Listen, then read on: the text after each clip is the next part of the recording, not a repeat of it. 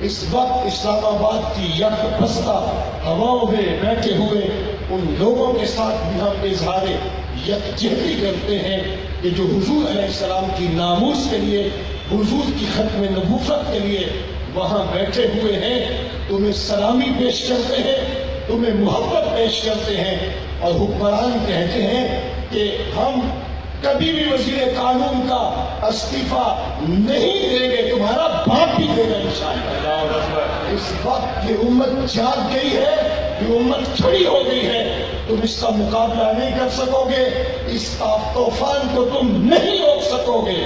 عشق تو پہاڑوں کے کلیجے بھی چیر دیتا ہے، تم ہوتے کون ہو؟ تمہارا باپ بھی استعفیٰ دے گا۔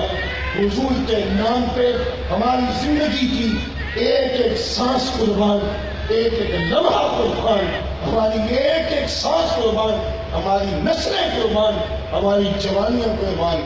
آج آپ کے جذبے اور آپ کی محبتیں اور منتظمین کا جذبہ مجھے اس بات کا تقاضا کر رہا تھا کہ میں ایک لمبا خطاب کروں، لیکن میری صحت آپ لوگوں کے سامنے ہے، میرا ٹوٹا ہوا شکستہ لہجہ بھی آپ دیکھ رہے ہیں، اور روٹین سے ہٹ کر کے میرا انداز بھی آپ ملاحظہ کر رہے ہیں۔